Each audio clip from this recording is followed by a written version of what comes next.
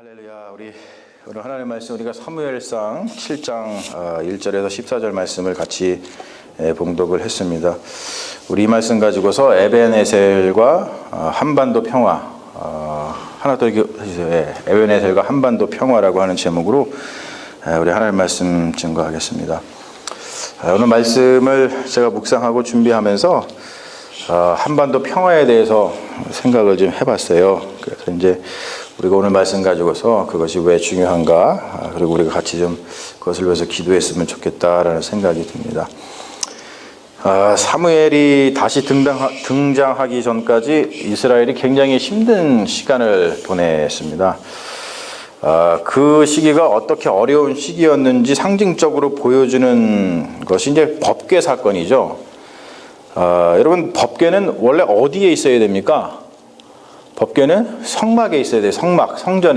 성막에 있어야 됩니다.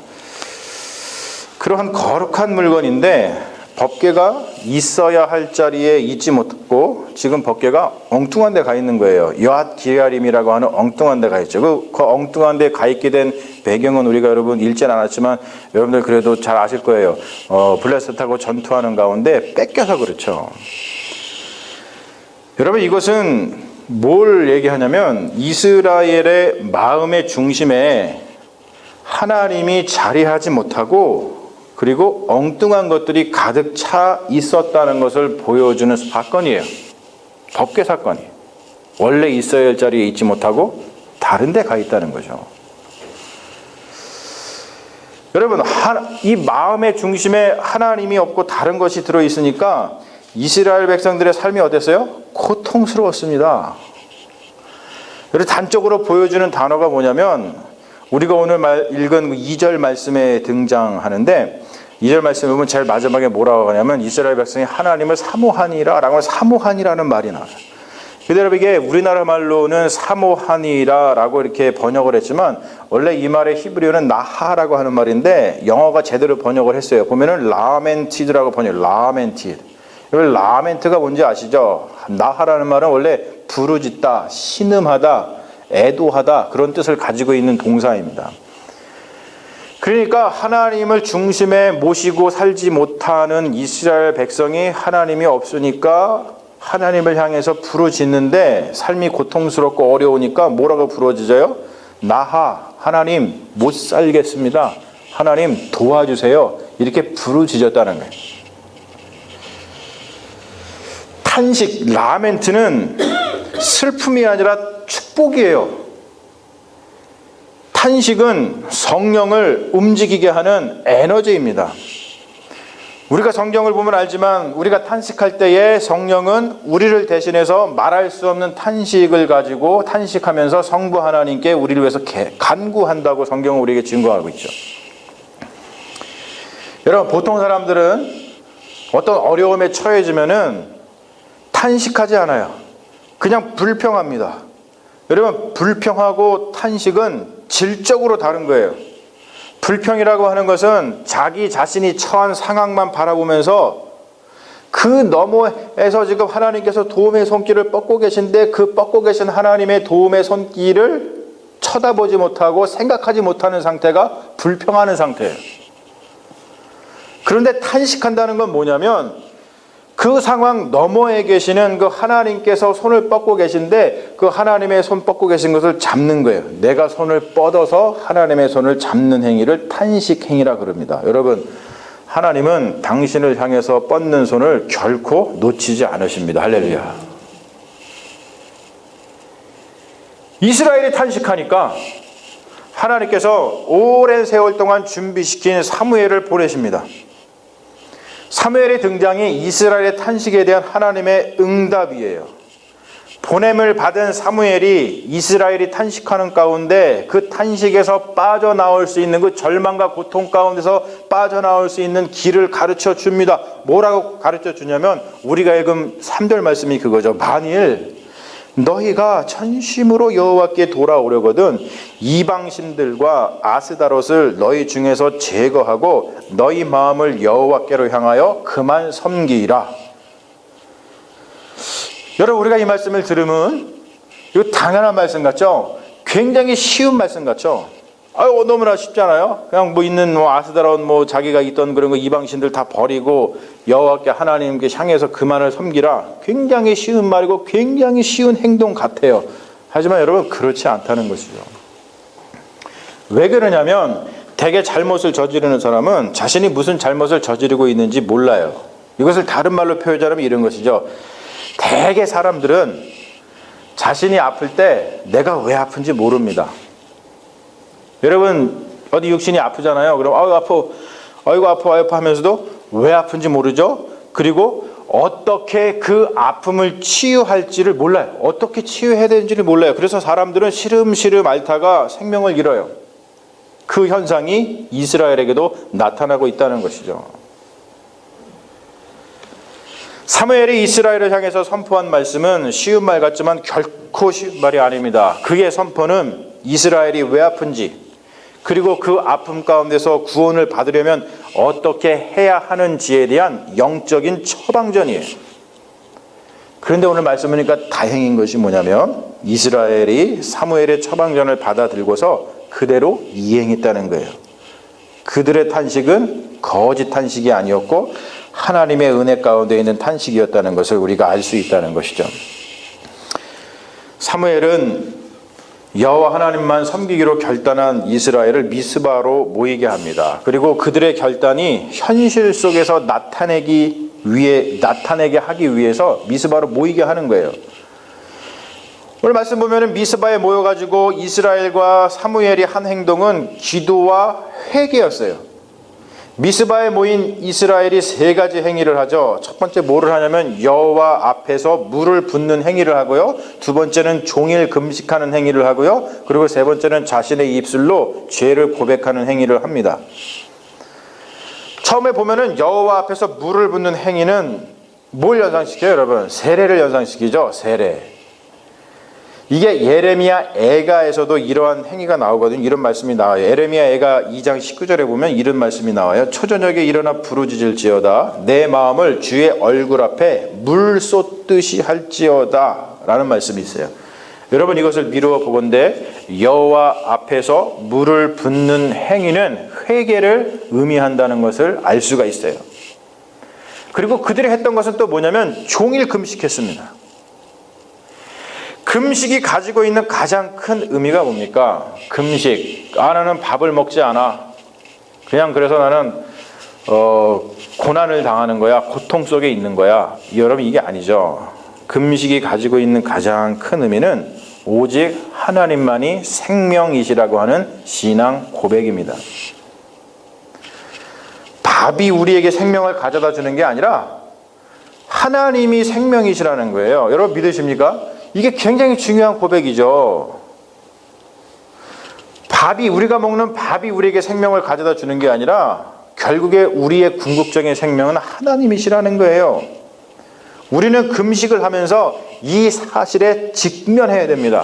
금식은 단순히 극기 훈련이 아니죠. 내가 밥을 굶으면서 고통 가운데 있는 거야. 이게 아닙니다. 금식은 무엇이 우리에게 생명을 주는지에 대한 자각이라는 거예요. 미스바에서 벌어지고 있는 일은 참으로 거룩한 일입니다. 지금 이들이 자각하고 있잖아요. 다른 게 우리에게 생명을 가져다 주고 다른 게 우리의 풍요를 가져다 주는 것이 아니라 하나님만이 생명이시고 하나님만이 우리를 살리시는 능력이시구나 라는 것을 깨닫고 있는 거룩한 시간입니다. 그런데 보세요. 모든 백성이 하나님께 돌아와서 자복하고 회개하고 있을 때에 그 거룩한 순간에 그 거룩한 일을 방해하는 세력이 등장을 해요. 누구죠? 블레셋이에요. 이스라엘 자손이 미스바에 모였다 함을 블레셋 사람들이 듣고 그들의 방백들이 이스라엘을 치러 올라온지라. 사탄이 가장 싫어하는 게 무엇일까요, 여러분? 사탄이 가장 싫어하는 게 뭐겠어요? 네? 바로 이스라엘이 미스바에서 지금 하고 있는 일을 가장 싫어하는 거예요. 그 말은 뭐냐면 사탄은 사람들이 이 마음을 좀 비워내고 그 중심에 하나님을 모시는 일을 가장 싫어합니다. 그래서 사탄은 우리의 마음을 어지럽히고 마음의 중심에서 하나님을 끄집어낸 다음에 우리 마음속에 잡동사니로 채우는 데에 집중을 해요. 보통 사람은 그러한 사탄의 계략에 속아 넘어가가지고 마음의 중심을 잡동사니로 채우고 살아요. 그러면서 자기의 삶이 왜 어렵고 힘들고 이렇게 어지러운지 알지를 못하죠. 근데 여러분, 오늘 말씀 보니까 바로 그때에 믿음이 없는 사람하고 믿음이 있는 사람의 행동이 갈리는 것을 볼 수가 있어요. 자, 미스바에 지금 이스라엘 백성이 모여가지고 참된 회개와 참된 믿음을 가지고 하나님을 붙들었어요. 그런데 만약에 이들이 참된 회개를 하지 않고 믿음이 없었다면 이스라엘 백성이 블레셋의 공격 소식을 듣고서 혼비백산해가지고 걸음아 나설려라 하고서 다 도망쳤을 거예요. 하나님이고 뭐고 그냥 나부터 살아봐야겠다라고 하면서 미스바를 탈출하려고 다 바빴을 것입니다. 그러나 여러분, 오늘 말씀을 보십시오. 하나님만 섬기고 하나님께만 마음을 두겠다고 결단한 미스바의 이스라엘은 다르게 행동을 합니다. 이게 바로 믿음을 가진 자들의 행동이에요. 그들은 두려웠어요. 오늘 말씀에 보면 두려워했다 그렇잖아요. 근데 보통 사람 같은 경우는 두려워하면 어떻게 하죠? 도망갑니다. 근데 미스바에 모인 이스라엘은 두려웠지만 도망치지 않고 하나님의 도우심을 간구한다는 것이죠. 사랑하는 여러분, 여러분들의 삶 가운데 두렵고 어려운 일이 있더라도 도망치지 마시고 그 자리에 꿇어 엎드려서 하나님께 기도하십시오. 이스라엘 자손이 사무엘에게 이르되 당신은 우리를 위하여 우리 하나님 여호와께 쉬지 말고 부르짖어 우리를 블레셋 사람의 손에서 구원하시게 하소서. 하나님을 마음의 중심에 모시고서 하나님을 붙들고 기도하는 자들의 기도는 땅에 떨어지지 않습니다. 여러분 이거 믿으시죠? 할렐루야, 믿으시죠? 네. 사무엘은 이스라엘 백성이 부탁한 대로 온전한 번제를 드리면서 기도했어요. 오늘 말씀 보니까 온전한 번제를 드렸다 그래요. 이게 무슨 말이냐면 온전한 번제들이라는 것은 그들의 간절함을 표현한 예배라는 뜻이에요. 온전한 예배를 드렸다는 것은 간절한 마음으로 예배를 드렸다는 것이죠. 주님 여기서 구원해 주시옵소서. 우리가 지금 두렵고 떨린데 도망치지 말고 저 우리를 쳐들어온 블레셋 사람과 싸워서 이기게 하여 주시옵소서 하면서 간절한 마음으로 제사를 드렸다는 뜻이에요. 이게 왜 간절한 마음으로 제사를 드린 거냐면 여러분 보통 번제를 드릴 때 제물로 바쳐진 짐승의 가죽과 내장은 태우지 않고 누구의 목? 제사장의 몫으로 돌아갑니다. 그러나 여기에 보면은 온전한 번제를 주님께 드렸다라고 하는 뜻은 뭐냐면 제사장 사무엘이죠. 사무엘이 자기에게 돌아갈 가죽, 내장 그런 거 상관하지 않고 그냥 모든 것을 다 하나님께 바쳤다는 뜻이에요. 왜 그랬을까요? 그만큼 하나님 앞에서 마음이 간절했기 때문이에요. 간절한 예배와 간절한 기도가 어떠한 능력을 발휘하는지 우리는 성경의 증언을 통해서 똑똑히 보죠. 하나님은 이스라엘의 간절한 예배와 기도에 응답을 하십니다. 그리고 오늘 말씀 보니까 다음과 같은 역사를 이루어 주시는데 사무엘이 번제를 드릴 때에 블레셋 사람이 이스라엘과 싸우려고 가까이 오매 그날에 여호와께서 블레셋 사람에게 큰 우레를 발하여 그들을 어지럽게 하시니 그들이 이스라엘 앞에서 패한지라. 간절한 예배와 간절한 기도에 응답하시는 하나님은 정말 신비로운 방식으로 자기 백성을 구원하셔요. 여러분 여기서 신비로운 방식이라고 하는 것은 우리가 전혀 예상하지 못한 방식으로 구원하신다는 뜻이에요. 하나님은 늘 그렇게 역사하십니다. 우리가 알다시피 사도 바울도 증언하잖아요. 예수 그리스도의 십자가가 유대인들에게는 꺼리끼는 것이요, 이방인들에게는, 헬라인들에게는 우매한 것이라고 그랬어요. 그렇죠?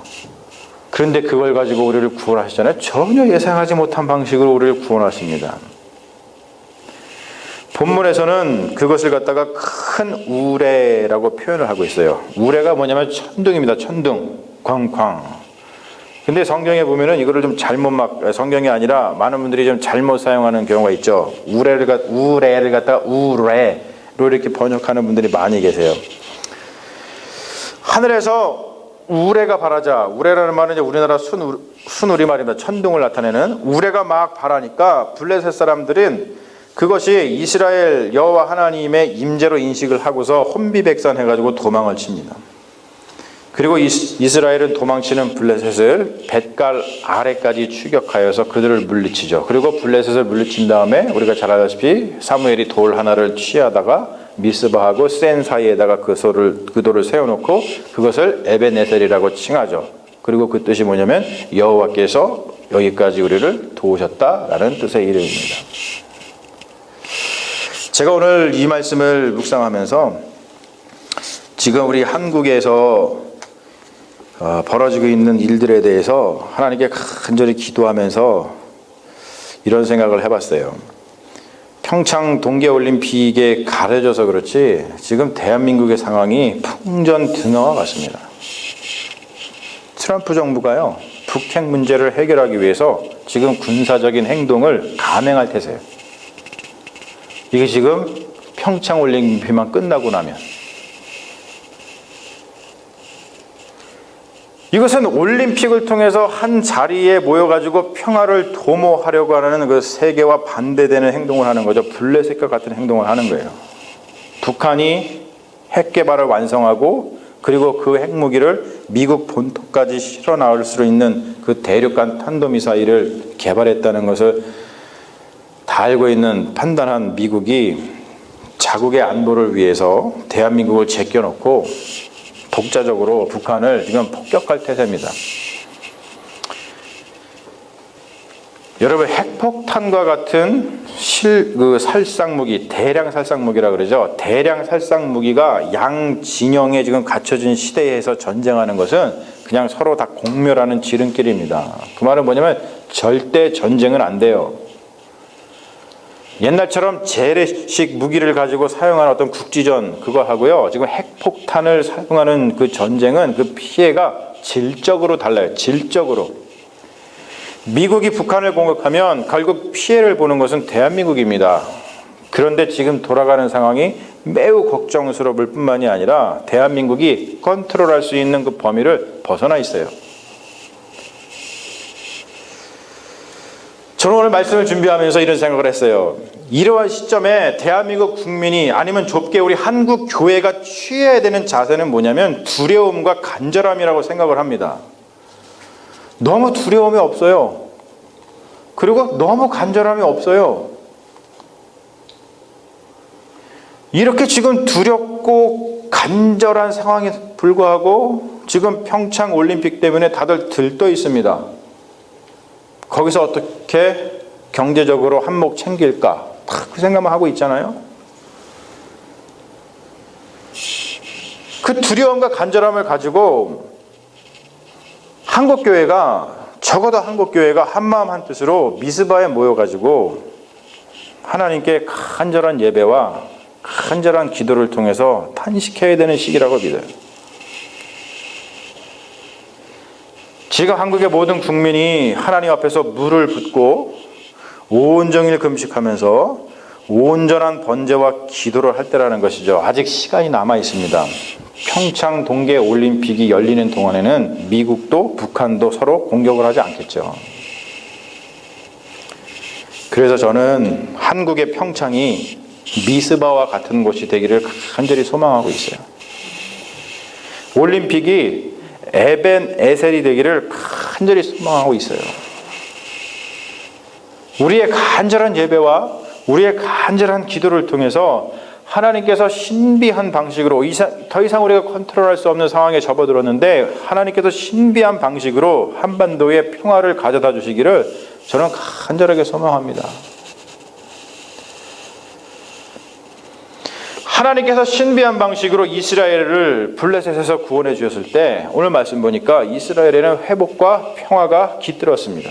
블레셋 사람들이 이스라엘에서 빼앗았던 성읍이 에그론에서부터 가드까지 이스라엘에게 회복되니 이스라엘이 그 사방 지역을 블레셋 사람의 손에서 토로 찾았고 또 이스라엘과 아모리 사람 사이에 평화가 있었더라. 제가 계산을 해보니까요, 평창 올림픽이 2월 9일부터 2월 25일까지 열려요. 그리고 그 중간에 2월 17일에 사순절이 시작이 됩니다. 저는 하나님이 우리 한국교회에 주시는 메시지라고 생각해요. 공교롭게도 원래 여러분 사순절이 이렇게 일찍 오기 쉽지 않습니다.